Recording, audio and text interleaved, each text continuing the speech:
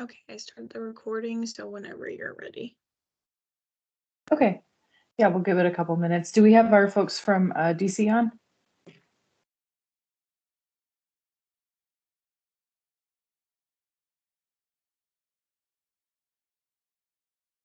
I don't see them yet. Okay. Yeah, I see someone that says public, but I don't know if that's them or not.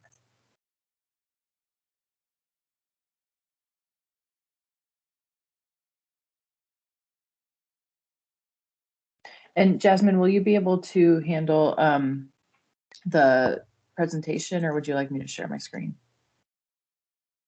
I have it ready. Okay, great. Okay, yeah, we'll give it 2 minutes because I see there's members already on, and then we'll start at 10.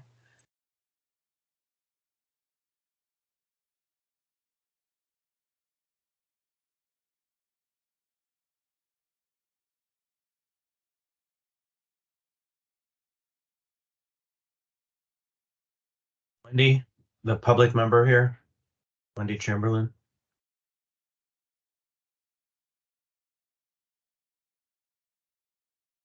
I see Katie is waiting in the lobby, so I will let her in. And she is one of our presenters. Okay. Yeah, we've got Wendy for January, but today we've got the folks from Blank Rome from DC.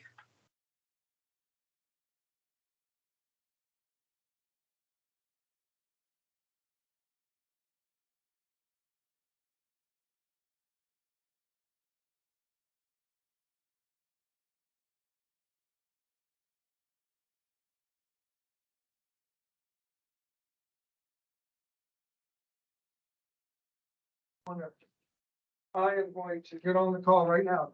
Okay.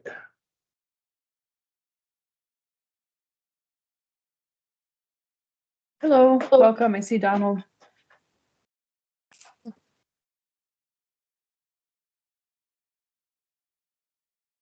Hello, and call me Don. Oh, hi. Are you Hello. Anna? Yes, I am. Yeah, good to meet you. And we're- Katie Catchell just joined us. Hello. Part of our Hi, How Katie. are you? Good. How are you? DJ Zane is logging on as we speak. Will Okay. be our third, and there he is. Okay, great. No, we're all just a few feet from each other, but but this way we don't have to crowd around. Just let us know whenever you're ready to start, Madam Chairman. Yeah, thank you. And actually, let's go ahead and get started. And then we've got just a one brief item of business before your presentation, so we'll come back to you guys. Okay. Okay, and Jasmine, I think we're ready to officially start. Perfect. The recording is ready. Okay, thank you. Well, welcome everybody. I'm going to virtually gavel in the meeting of the Anchorage Assembly Legislative Committee. So we will go through and, I'm sorry, today is December 13th, 10 a.m. to 11 a.m. is our scheduled time. We are meeting on Teams instead of in person as originally planned, which works out great because we have our guests from DC to give us some updates today on the agenda. But thank you again, everybody, for quickly pivoting. I know we've got yet another big snowfall out there. So first we'll do introductions, and then we'll move through our agenda. And before we do that, I just want to note, and I think I'll say it again a little bit later on, just a reminder for folks. So the Teams chat is not part of the record. So please, if you have any comments, don't use the chat to do that. However, if you do want to get in the queue to ask questions or just want to flag us down for some procedural issue, please feel free to use that, and then we'll just need to verbally state it on the record as well. So just a reminder there. And then also, as you guys probably know, you'll see somebody popping into the meeting and it'll ask you to admit them. Please just leave that to the staff and they'll deal with it. So with that, why don't we do introductions? And Jasmine, can you remind me, this isn't a roll call, right? So we can just go through and recognize folks. That's correct, yes. Okay. Okay, so assembly members, please briefly just come off mute and indicate you're here, and I'll start with Chris Constant. Good morning. Kevin Cross present. Scott Myers, present. Karen Bronga, present. Randy Salt, present. Felix Rivera, present. Okay, and myself, Anna Brawley. And I think that's everybody from the Assembly. I'll also note we have our Legislative Council on the line, our legislative staff, members of the clerk's office running the meeting. And then we also have our guests from Blank Rome, who is based in DC, that we'll hear from shortly. And then I'll also just note if there's any members of the public, we'll make time for audience participation at the end, as we always do. So please just hang tight if you do want to make any comments.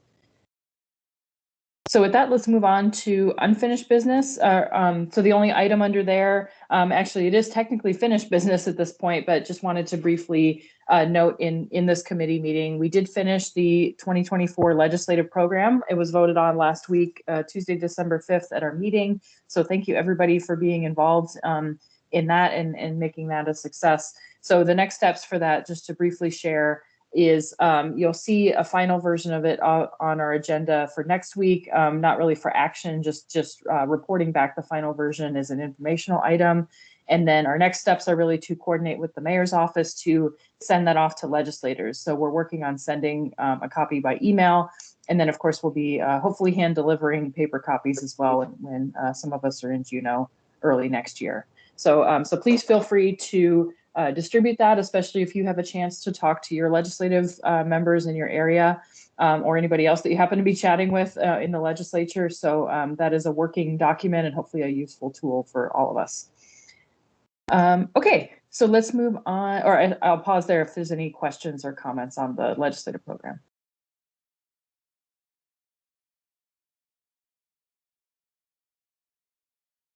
Okay.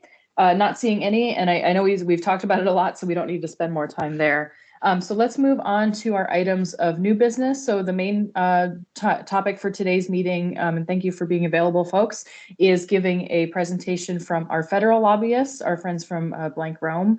So we are going to share the slides. I'll ask Jasmine to do that in a minute. And in the meantime, I will ask our guests to introduce themselves, and then for you to go into your presentation, and then we'll manage the Q&A. So we'll let you go, and then we can do that at the end. So go ahead. Okay.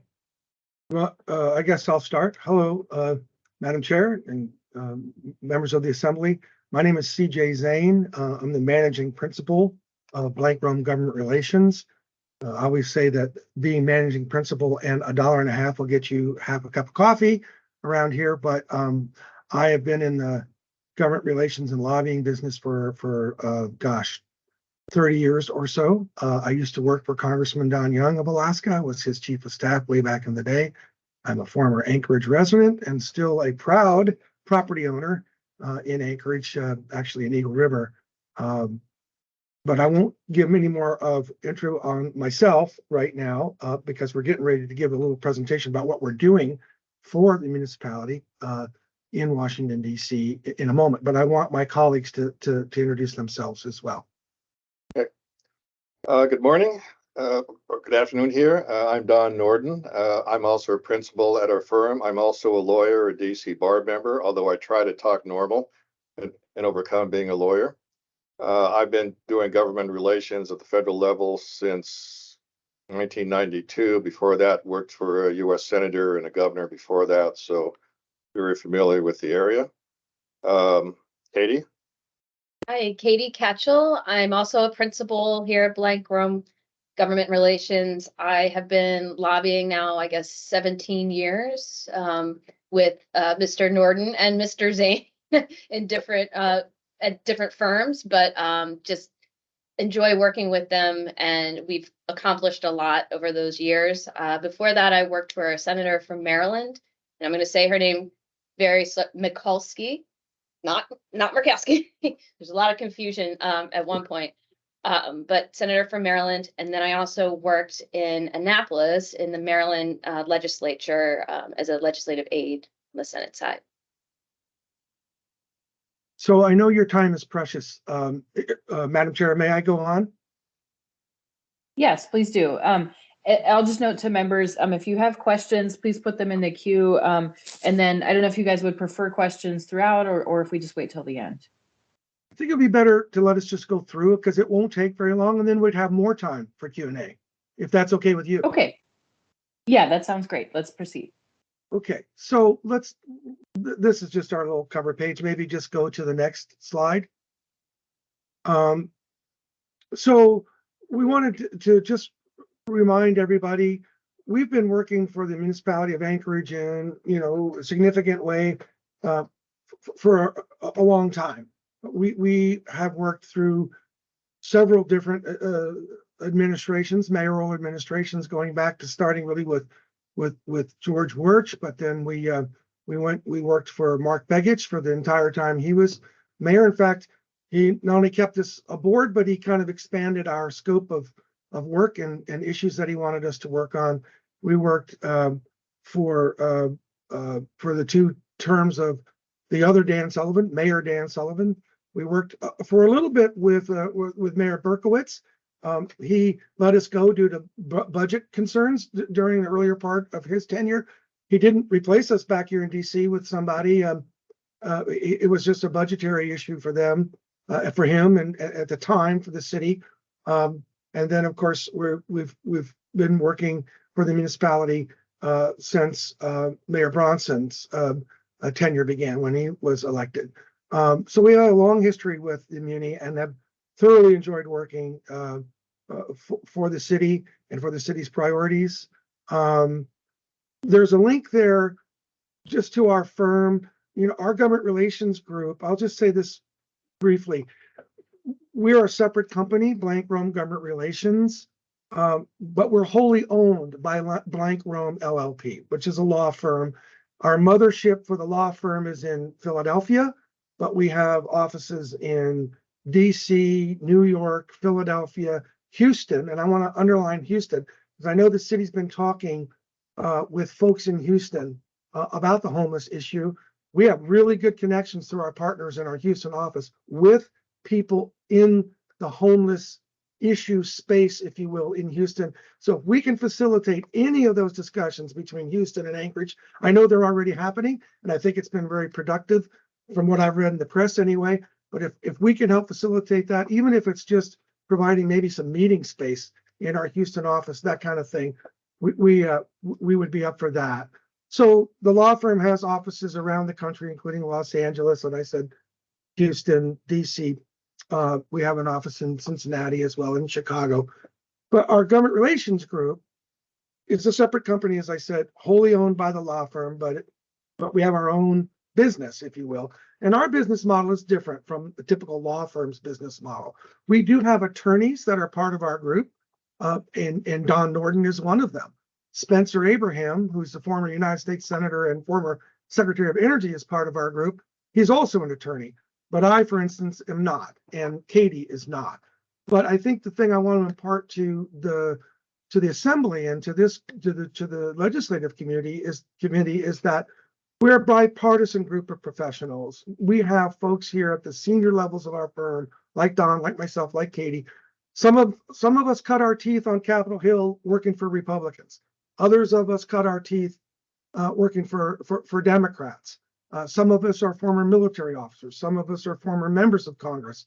But we're bipartisan. We work with Democrats and Republicans, and we think we have to in order to advance the interests of the municipality. You can't work with just one side of the aisle or the other. There's a time for politics. There's a time for partisanship, and we all understand that. But when it comes to advancing your interests, the city's interests, we have to work on both sides of the aisle, and we think we do a really good job of that.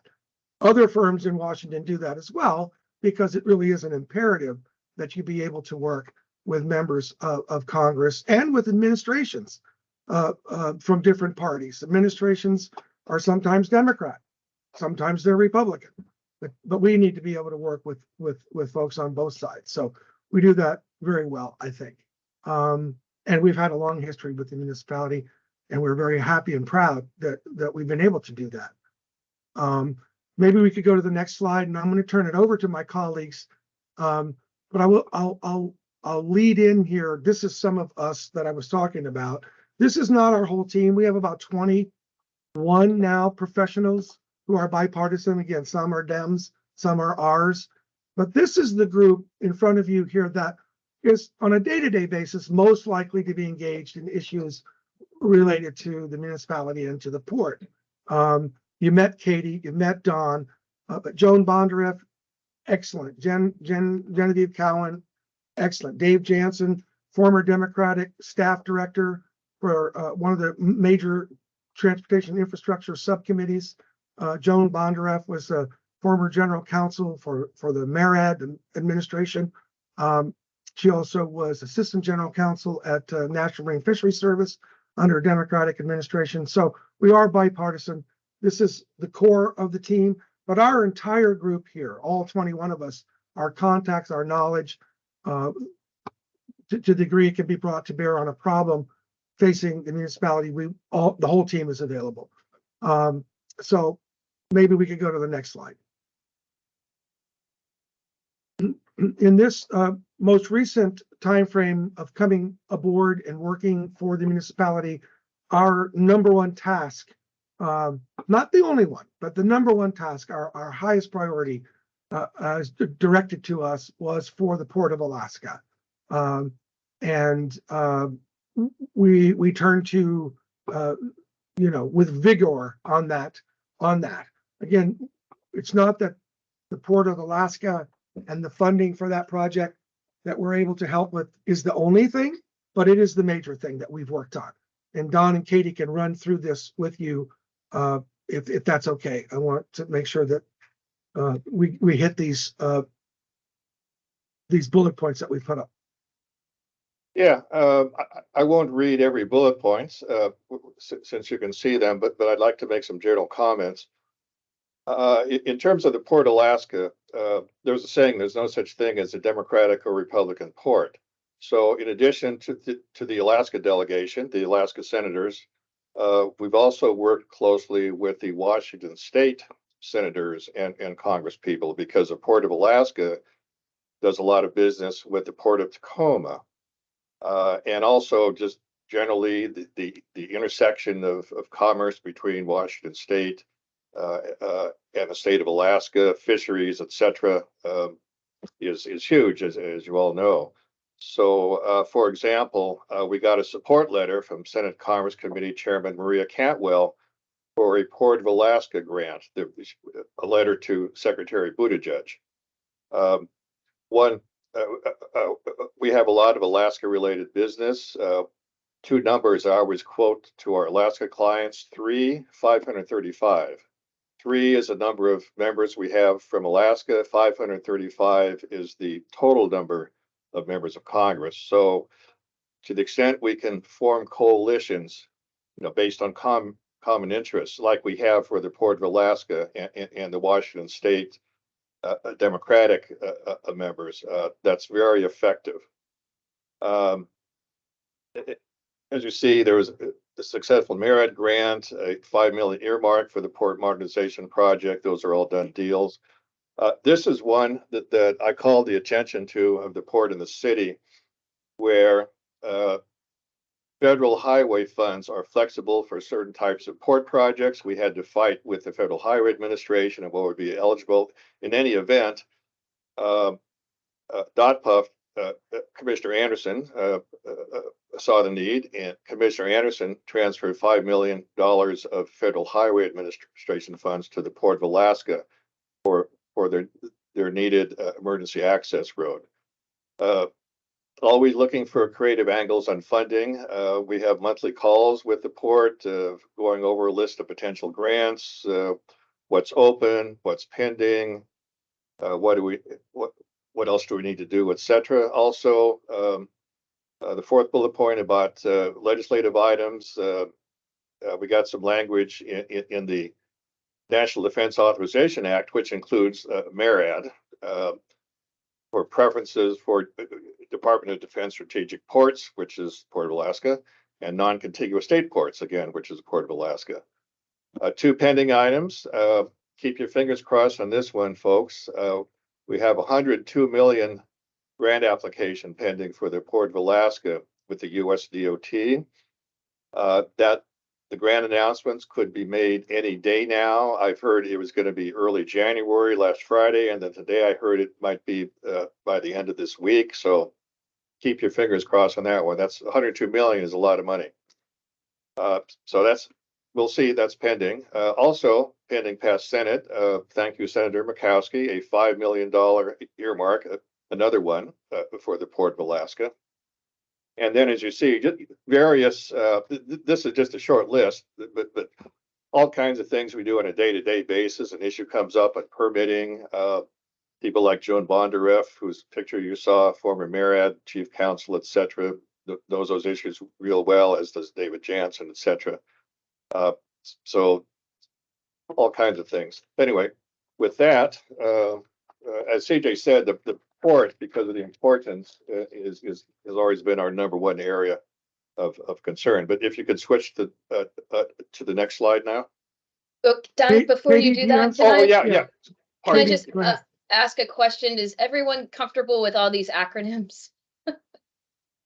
NDAA, FHWA, MARAD, of course, is a U.S. Maritime Administration. NDAA is a National Defense Authorization Act. It authorizes the Department of Defense. So just wanted to clarify some of the acronyms. It's Washington. That's what we do. We do acronyms. So just wanted to flag that. Thank you for that. And Katie, since I noted the $5 million earmark is pending, and the federal fiscal year started last October 1st, and it's now December. What's your estimate on, well, when we'll know if we get the second $5 million earmark? Oh, man. Well, it depends if Congress can agree to a budget. But we'll know more the closer we get through January. We'll be able to kind of read some tea leaves. I think we will know on that by the end of January, whether that second 5 million is going to be enacted. I think there's a good chance that it will.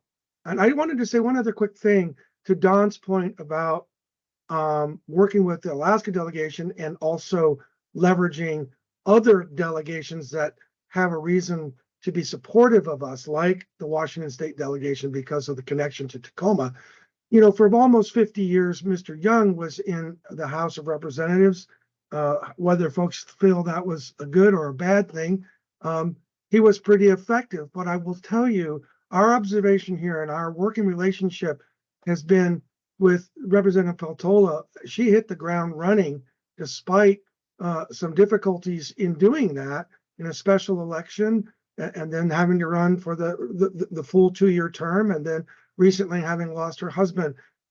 She has really hit the ground running, and she does bring, even though she's not got the seniority, obviously, that my old boss, Mr. Young, had, she does bring something to the delegation that wasn't there before, and that is someone on that side of the aisle, a Democrat, who can pick up the phone and call people in the Biden administration, you know, from the same side of the aisle. So that's been good to work with as well. And I don't mean to be such a motor mouth. I think we're ready for the next slide.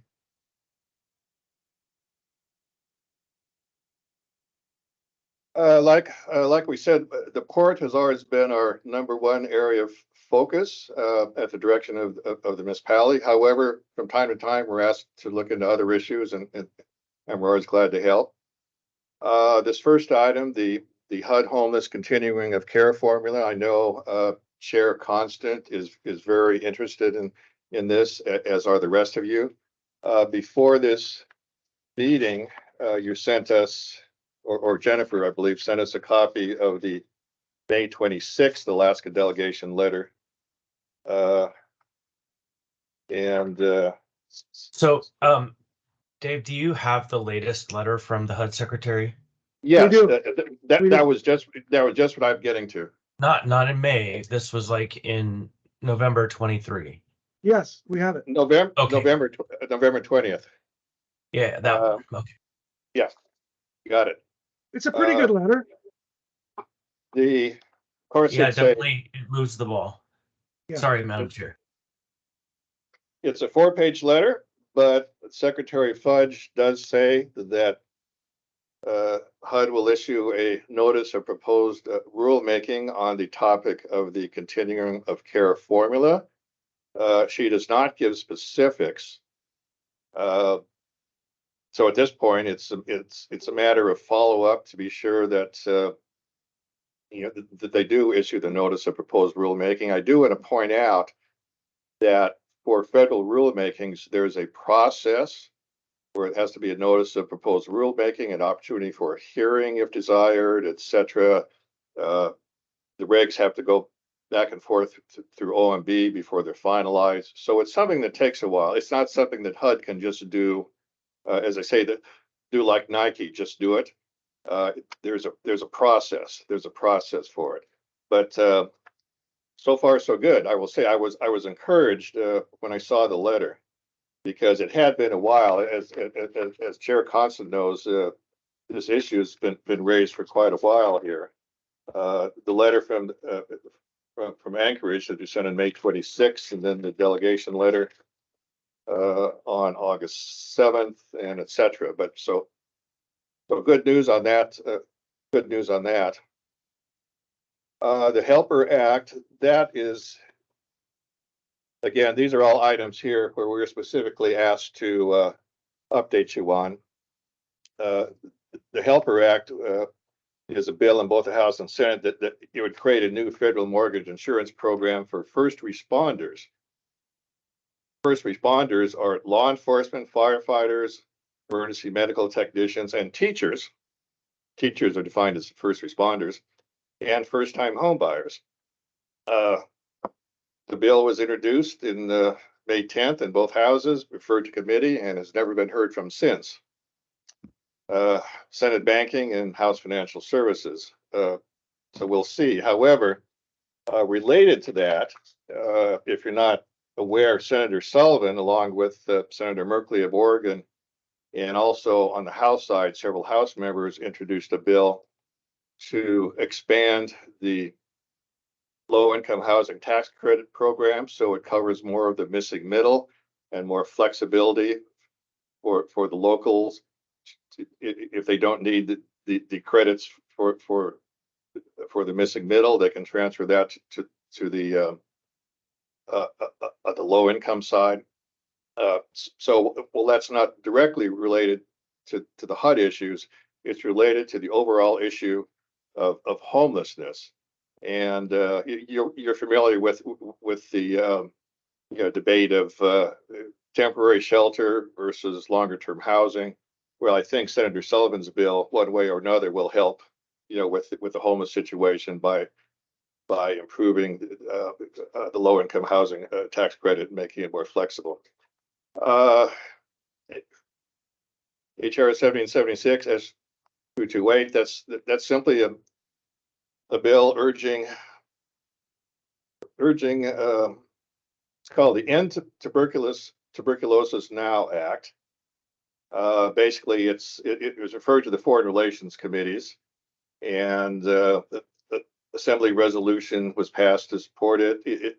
Basically, it creates goals and objectives to globally end tuberculosis. The House committee reported it, hasn't gone to the House floor. The Senate committee has not acted. But there again, we'll see. But the House committee has reported it. But again, it sets goals and to work with worldwide organizations.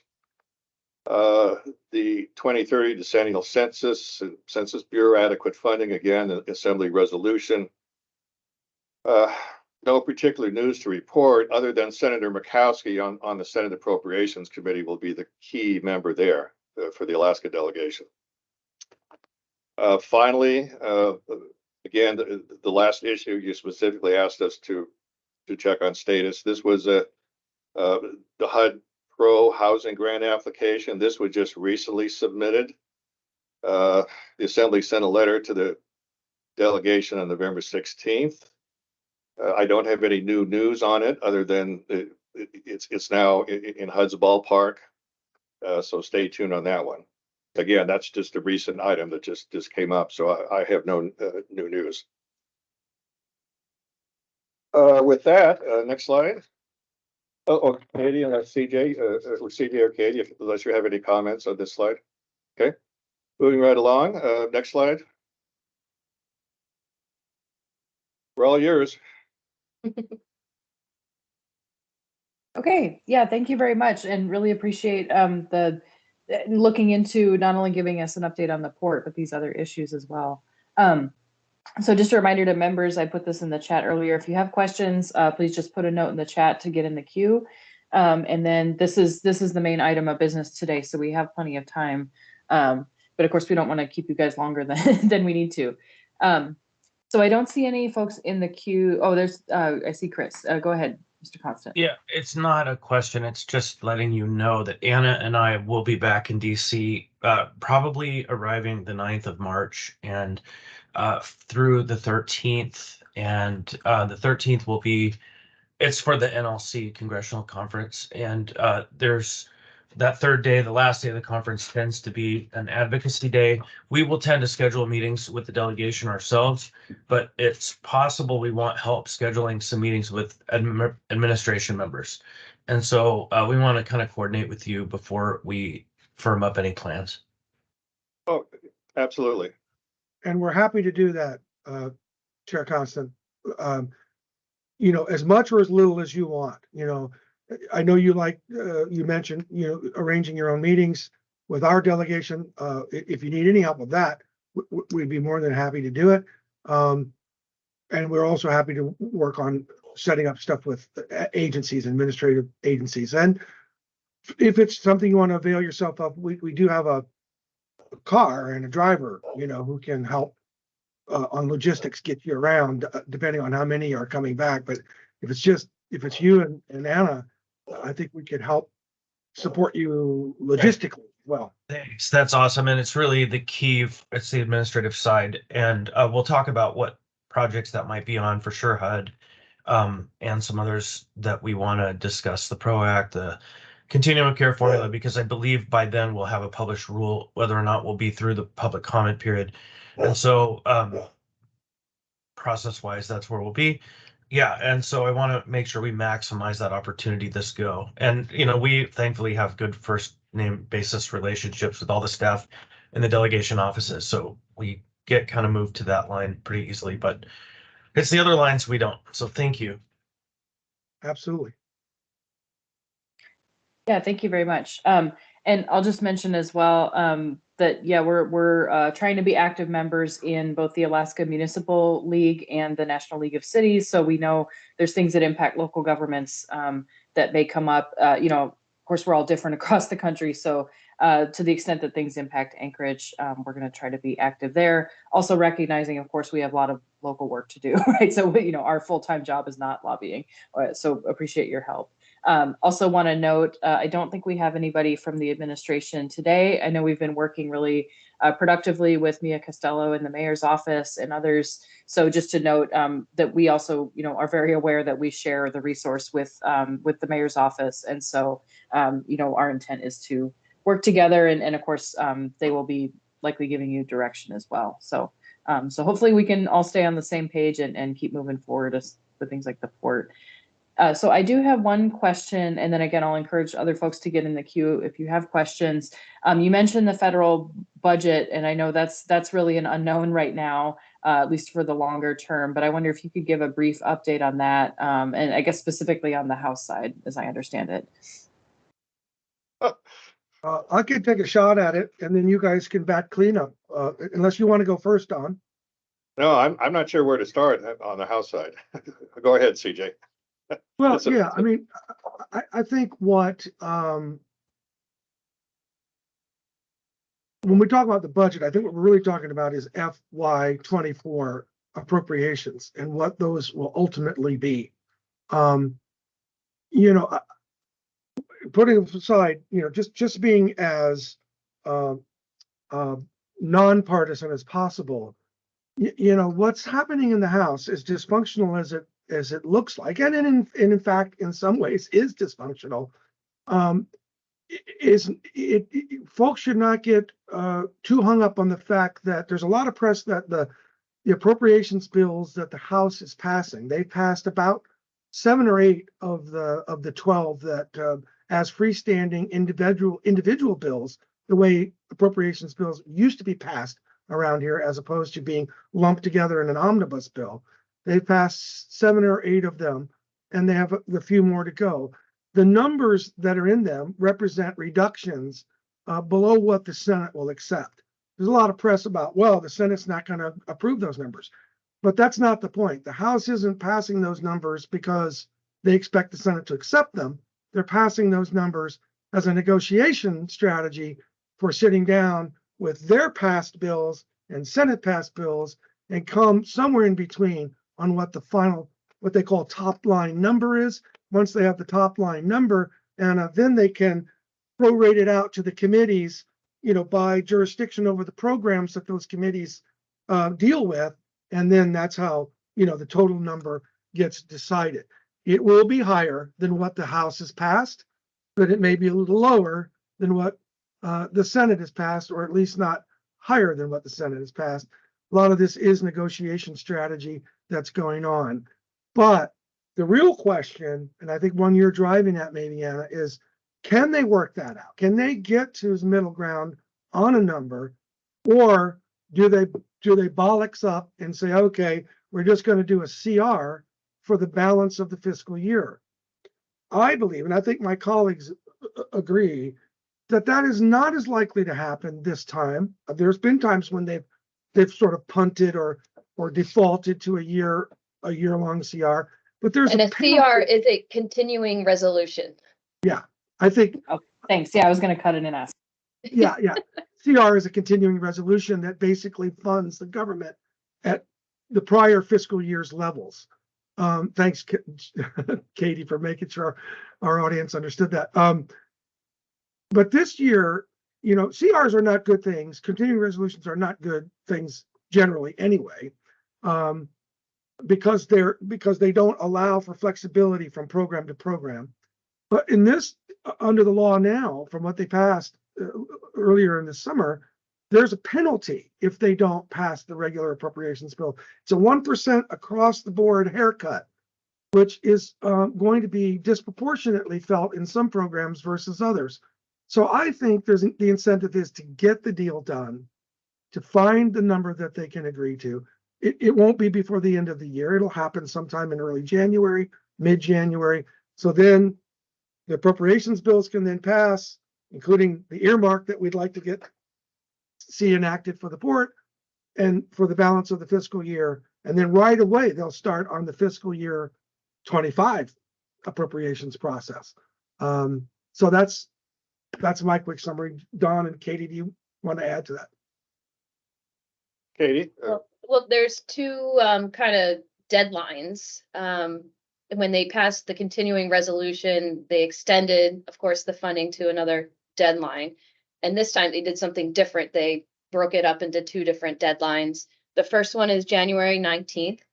And that deadline contains the appropriations bill that funds the Department of Transportation, which contains the earmark. So January 19th is the deadline for that. And so we'll be watching that as Congress comes back after the holiday break, getting to work on those negotiations. And can we, they have to address it somehow, or the government shuts down, or that part of the government shuts down. So that's the carrot and stick for that one. And then the other deadline is February 2nd. And that has, funding for Commerce Department, Interior, Environment, Education. So, and that has defense as well. So that will be a leverage point as well to get that done. Everyone wants to fund these programs, and that's the deadline. And, hopefully Congress can come together and do that. On a point that may be telling, February 2nd is Groundhog Day. So here we go again, all over again, right? On the Groundhog Day point, I really hate to say this, but I've seen this movie before. Bill Clinton with Newt Gingrich and the new House Republican majority, Barack Obama, and then with the new House Republican majority, Donald Trump, Republican, with the new House Democratic majority. Government shutdowns. all those times, this is the first cycle with Biden and the new House Republican majority. And it's just, I hate to say this, but I'm predicting another government shutdown. It could be a while. So stay tuned. I hope I'm wrong. I hope I'm Well, wrong. divided government is tough, and the House has just extremely small margins on the Republican side. So there's a lot of wheeling and dealing, and hopefully, I don't want to throw in the towel yet, but we remain hopeful. Well, I'm Good call. predicting, Yeah. I'm predicting no shutdown, and I'll buy somebody a steak dinner if I'm wrong. So stay tuned on that one. Yeah, no, thank you. And I know, we have our own troubles at the local level, but it makes me grateful at least that we have a smaller microcosm, I guess, and less, maybe not less at stake, but anyway, different scale. So next question is from Ms. Branca. Go ahead. So when you were talking about the Helper Act, I missed where it got bogged down. Was it in the House or Senate? You said it kind of disappeared after it went to one of those, and Both the House and Senate, the bill was introduced in both the House and Senate. It was referred to committees, and there's been no action ever since. No hearings, no nothing. Just now, that's not unusual. There's thousands and thousands of bills introduced in Congress every year. Meritorious bills, good bills. They're just, because of the volume, that they just, they're just never heard from again. It doesn't mean there was a vote to kill them, but as of today, they're both just sitting in committee, Senate Banking Committee and House Financial Services Committee. okay, thank you. Yeah, thanks very much. And I know that's one where, we knew it was pretty early in the process, but it's an exciting thing and certainly something we've talked about as far as opening up housing options. So something we want to keep watching. I don't see any other folks in the queue, so I'll ask one more time. But otherwise, I think we got a great overview. Okay, yeah, I don't see anybody jumping in. So so thank you again, folks, for joining and taking time out. And yeah, it sounds like we'll be seeing you in March. And in the meantime, as you hear updates or things where you think it'd be helpful for us to weigh in as the Assembly, please let us know. Hey, everybody, happy holidays, safe time. Yeah, thank you for the opportunity to talk to you today. Yes. Yeah, thank you. Thank you for being here. Take care. Bye. Thanks, everyone. Okay, take care. All right, so let's move on to our next item. And so we're almost to the end of our meeting, and I do want to recognize that we have another committee meeting starting at 11 on Teams, so I'm going to try to end us a few minutes early. I will ask really briefly if there's anybody. I see we have a couple members of the public, if anybody intends to provide testimony.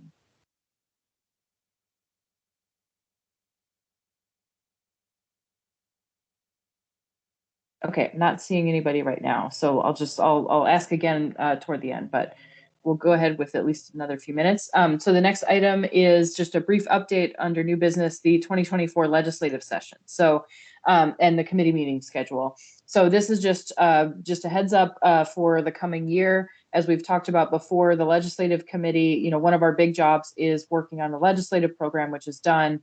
But I believe it's also helpful, especially given how many things that we're tracking at the state level and the federal level as well, to make sure that we're making time for that. So we have our next meeting scheduled for, I believe it's Wednesday, January 17th, and we're going to hear another update from Wendy Chamberlain, who is our lobbyist at the state level. So that'll be a great update. And then also noting that the actual session starts on Tuesday, January 16th down in Juneau. So that's, we'll be off to the races at that point. And so my intent, we haven't gotten them scheduled yet, but my intent is to get monthly meetings on the calendar at least through May, anticipating that, usually they go past that 90-day mark pretty often. And the purpose of that is going to be relatively brief meetings, space for updates. Maybe we hear from our lobbyists, not every month, but as needed. And then again, if you all are tracking something or you have a question or you've heard about a bill that we want to have some discussion on, that would be a great place to do that. And so, of course, we don't have to take positions on everything, but we can always pass a resolution like we've done and like prior assemblies have done for many years. So that's another opportunity. So I'll just note that you should look for that committee meeting schedule. This is not a committee of the whole, but of course everybody's welcome, and you're welcome to join the committee if you're not a member. And so that's the plan, just to note there. So any questions on that?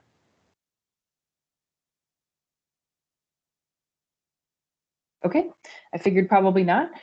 So then I'll move us on to our last item of the day, which is just our standing updates. Again, this was added to the agenda, and we'll continue to use this through the session just to leave space for updates on federal or state policy and or, again, district or member priorities or things that you would like to bring for discussion. So I will just ask, I won't go through them one at a time, but I'll just ask if you have any updates on federal or state or other things you'd like to talk about. This would be a time to raise them or just give updates similar to what Member Constant gave regarding our planned meetings next year in DC. So please go ahead and use the queue if you have any updates or questions.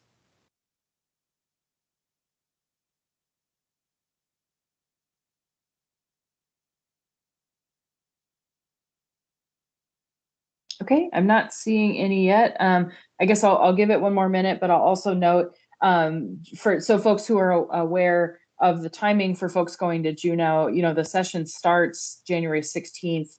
But if you do have the opportunity, this is in the category of maybe district priorities or member priorities.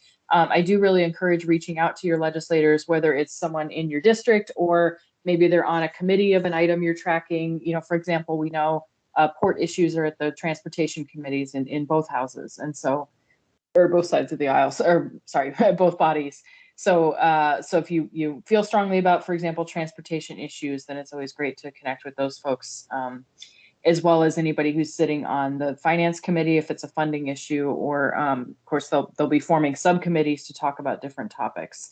If I believe everybody from last year is still on the same subcommittees. So I'll just note that that even though the session starts on the 16th, folks usually start heading down there the first week of January, the legislators and their staff, because they're getting things set up. They're moving things from, in our case, from Anchorage, from the LIO.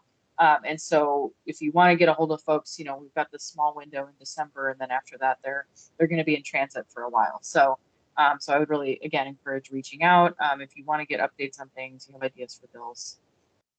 And I haven't seen anybody else get in the chat, so I'll ask, I see one hand raised. Who is that? Go ahead, Mr. Gates. Oh, thank you, Madam Chair. Yeah, this just seemed like an opportune moment for me to make a little reminder after speaking to, legislators or the state or whomever, about the municipalities' priorities and so forth. Just keep in mind that as assembly members and politicians, elected officials, you're expected to be involved and engaged that way. But our ethics code has some provision that says you shouldn't represent or speaking for the assembly as a body unless they've actually taken action and passed something, that says so. So, you're speaking as assembly member Bradley or assembly member Braga to then what you think is important for the state and the legislators and so forth. Unless, of course, the assembly passed a resolution or it's in a legislative program. So just keep that in mind and how you represent who you're speaking for. Yeah, thank you, Mr. Gates. That's a really good point. So it doesn't mean you can't talk to folks. In fact, our ethics rules allow that, and says that they recognize elected officials are advocating to other levels of government, but we should be careful when we're saying the assembly. Of course, if we have a resolution, you've brought a copy of it with you, you're talking about an issue, and the assembly has taken a position, as Mr. Gates said, you are welcome to represent it that way. But otherwise, you can talk about your district priorities, or myself, I really care about transportation or housing, and frame it that way. But again, if there is something that you feel strongly about that you think it would be useful for us to get on the record and take a specific position, we can always run that through as a resolution. And again, this committee is a great place to bring those things to talk about. Okay, and I haven't seen anybody else get in the queue. So I think we're at the end of our agenda, so I'll ask one more time if there's any members of the public who would like to provide audience participation.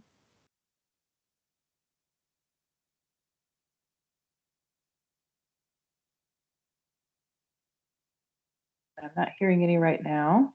And I know it's mostly us and staff on the phone or on the Teams. So, okay, so why don't we go ahead then and adjourn? And as I said, our next meeting is going to be Wednesday, January 17th. And I'll see you all at our next meetings. But thank you again for all your work as the legislative committee, and we'll see you next year. All right, and we are adjourned. Thanks, everyone.